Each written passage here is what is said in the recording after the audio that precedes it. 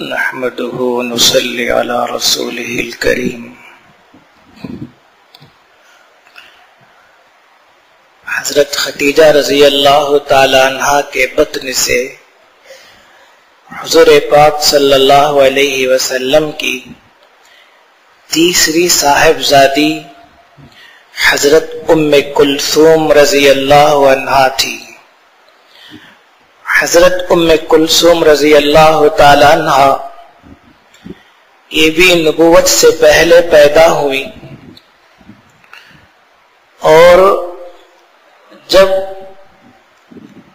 سن بلوغ کو پہنچی تو حضور پاک علیہ الصلوۃ والسلام نے ابو لہب کے دوسرے بیٹے عتیبہ کے ساتھ ان کا نکاح کیا.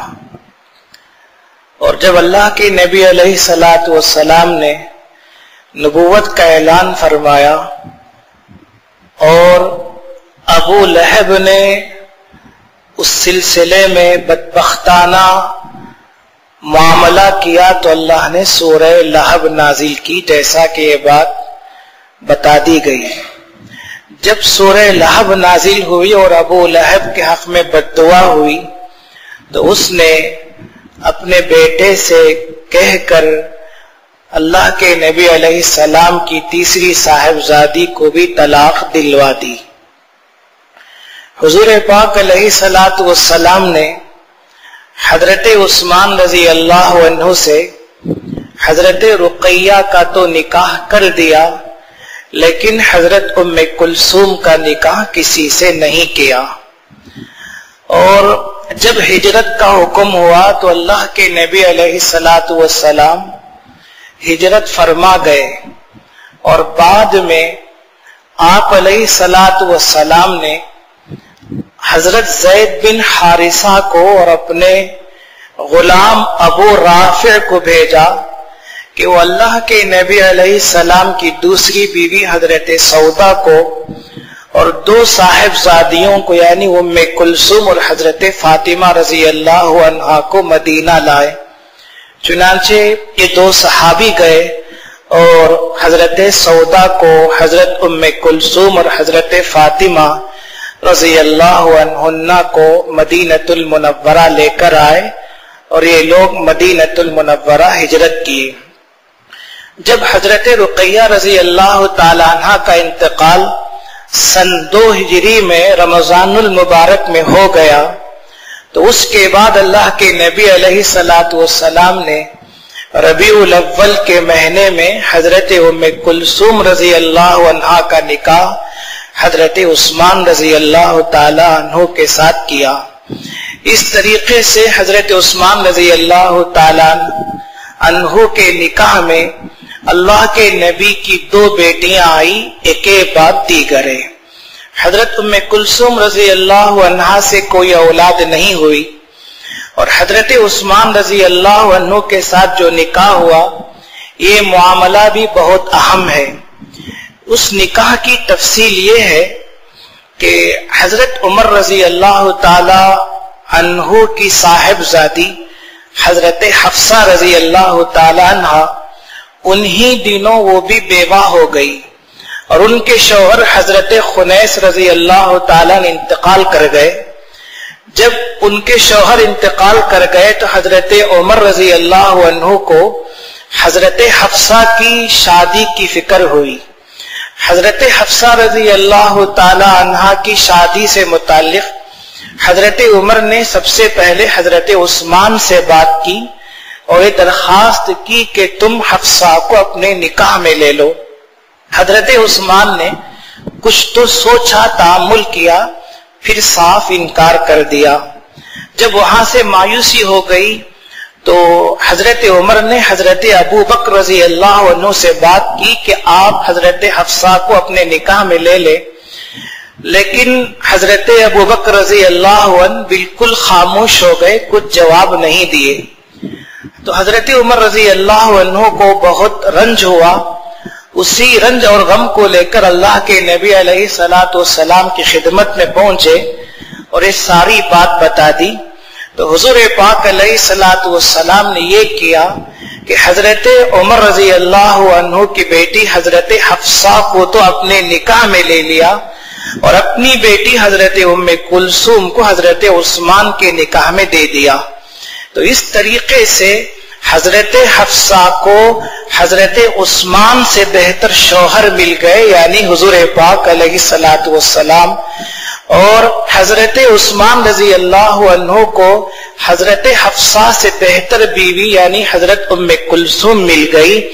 یہ واقعہ پیش آیا تھا.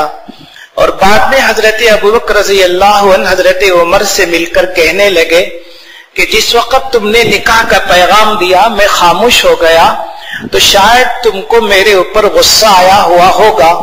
حضرت عمر نے فرمایا ہاں غصہ تو آیا تھا. تو حضرت ابوبکر نے فرمایا بات یہ ہوئی کہ اللہ کے نبی علیہ السلام نے حضرت حفصہ کے نکاح سے متعلق مجھ سے مشورہ کیا تھا، اس لیے میں نے آپ کے راز کو فاش کرنا نہیں چاہا. اگر اللہ کے نبی نکاح نہ کرتے تو میں ضرور ان سے نکاح کر لیتا. تو حضرت حفصہ رضی اللہ عنہ حضرت ام کلثوم رضی اللہ عنہ حضرت عثمان رضی اللہ تعالی عنہ کے نکاح میں آئی اور دو بیٹیوں کی وجہ سے ان کا لقب ذو النورین ہو گیا. اور یہ نکاح ہوا ہے سن 3 ہجری میں ربیع الاول میں، اور حضرت حفصہ حضرت ام کلثوم رضی اللہ عنہ سن 9 ہجری میں شعبان کے مہینے میں انتقال کر جاتی ہیں. اس طریقے سے حضور پاک صلی اللہ علیہ وسلم کے جو کل 6 اولاد تھیں ان میں سے 5 اولاد کا آپ کی زندگی ہی میں انتقال ہو جاتا ہے. صرف سیدنا فاطمہ رضی اللہ تعالی عنہا کا انتقال حضور پاک علیہ الصلوۃ والسلام کے بعد ہوتا ہے. حضرت ام کلثوم جب انتقال کر جاتی ہیں حضرت انس فرماتے ہیں میں نے حضور پاک صلی اللہ علیہ وسلم کو خود دیکھا کہ اللہ کے نبی حضرت ام کلثوم رضی اللہ عنہا کی قبر پر کھڑے ہوئے تھے اور میں نے آپ کی آنکھوں کو دیکھا تو آپ کی آنکھوں سے آنسو جاری تھے. تو اس طریقے سے حضور پاک علیہ الصلوۃ والسلام کا بھی یہ امتحان ہوا، سخت امتحان ہوا کہ آپ کی زندگی ہی میں آپ کی کل اولاد کا سوائے حضرت فاطمہ رضی اللہ عنہا کے سب کا انتقال ہوا. سب سے آخری اور چھوٹی صاحبزادی حضرت سیدہ فاطمہ الزہرا رضی اللہ تعالی عنہا ہے.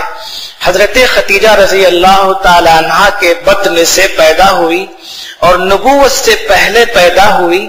اس میں اختلاف ہے کہ کب پیدا ہوئی. بعضوں نے یہ لکھا ہے کہ 3 سال پہلے، بعضوں نے لکھا ہے کہ 5 سال پہلے. الغرض اتنی بات یہ ہے کہ نبوت سے پہلے حضرت فاطمہ رضی اللہ تعالی عنہا کی ولادت ہوئی. نام تو فاطمہ ہے اور الزہرا ان کا لقب ہے، اور بھی کئی القاب ہیں. حضور پاک صلی اللہ تعالی علیہ وسلم کی سب سے چہیتی، لاڈلی اور سب سے زیادہ محبوب صاحبزادی تھی. حضرت فاطمہ رضی اللہ تعالی عنہا بھی اللہ کے نبی کے بعد ہجرت کر کے مدینۃ المنورہ پہنچی ہیں، جیسا کہ یہ بات بتا دی گئی. حضرت فاطمہ رضی اللہ تعالی عنہا جب بڑی ہوئی، ایک قول کے مطابق 15.5 سال کی اور دوسرے قول کے مطابق 18 سال کی ہوئی، تو اس وقت حضور پاک صلی اللہ علیہ وسلم سے حضرت فاطمہ رضی اللہ تعالی عنہا کے نکاح کے مسئلے میں سب سے پہلے حضرت ابوبکر صدیق رضی اللہ تعالی عنہ نے پہل کی. حضرت ابوبکر اللہ کے نبی علیہ السلام کی خدمت میں گئے اور آپ سے درخواست کی کہ فاطمہ کو میرے نکاح میں دے دیں. حضور پاک علیہ الصلوۃ والسلام نے فرمایا مجھے اللہ کے فیصلے کا انتظار ہے، جب اللہ کا فیصلہ ہوگا تو اس پر عمل ہوگا. پھر جب حضرت ابوبکر کی طرف سے مایوسی ہو گئی تو حضرت عمر رضی اللہ تعالی عنہ نے پہل کی اور وہ بھی اللہ کے نبی علیہ الصلوۃ والسلام سے درخواست کرنے لگے کہ فاطمہ رضی اللہ عنہا کو میرے نکاح میں دے دیں. لیکن حضور پاک علیہ الصلوۃ والسلام نے وہی جواب دیا جو حضرت ابوبکر کو جواب دیا تھا کہ مجھے اللہ کے فیصلے کا انتظار ہے. جب دونوں صحابی کو آپ جواب دے دیے، پھر حضرت علی رضی اللہ تعالیٰ عنہ خود سے، اور بعض روایتوں میں آتا ہے کہ ایک عورت نے حضرت علی رضی اللہ عنہ کو ترغیب دی تھی کہ تم جاؤ اور فاطمہ رضی اللہ عنہا کے نکاح کے مسئلے میں اللہ کے نبی سے بات کرو۔ تو حضرت علی رضی اللہ تعالیٰ عنہ حضور پاک صلی اللہ علیہ وسلم کی خدمت میں گئے اور فاطمہ رضی اللہ تعالیٰ عنہا کے نکاح کے مسئلے میں اللہ کے نبی سے انہوں نے بات کی۔ حضور پاک صلی اللہ تعالیٰ علیہ وسلم نے فرمایا، مہر دینے کے لیے تم نے کیا رکھا ہے اور تمہارے پاس کیا مال ہے؟ تو حضرت علی رضی اللہ تعالیٰ عنہ فرمانے لگے کہ غزوہ بدر میں غنیمت کے طور پر جو زرہ ملی تھی، یعنی جنگی لباس، جو لوہے کا لباس ہوتا ہے، جو زرہ ملی تھی وہ میرے پاس ہے۔ تو اللہ کے نبی علیہ الصلوۃ والسلام نے اس کو فروخت کرنے کے لیے حکم دیا۔ تو حضرت علی رضی اللہ عنہ اس کو فروخت کر کے آئے، اور ایک روایت میں آتا ہے ایک اونٹ بھی فروخت کیا تھا۔ جو کچھ پیسے لے کر آئے اس میں سے حضرت فاطمہ رضی اللہ عنہا کا مہر دیا، اور تھوڑے پیسے سے حضرت علی رضی اللہ عنہ نے کچھ خوشبو وغیرہ خرید لی۔ اس کے بعد اللہ کے نبی علیہ الصلوۃ والسلام نے کچھ صحابہ کی موجودگی میں حضرت علی رضی اللہ تعالیٰ عنہ کا نکاح حضرت فاطمہ رضی اللہ تعالیٰ عنہا کے ساتھ کر دیا۔ اس طریقے سے اللہ کے نبی صلی اللہ تعالیٰ علیہ وسلم کی چوتھی صاحبزادی کا نکاح بھی آپ کی زندگی میں بلکہ خود اللہ کے نبی علیہ الصلوۃ والسلام ہی نے کیا۔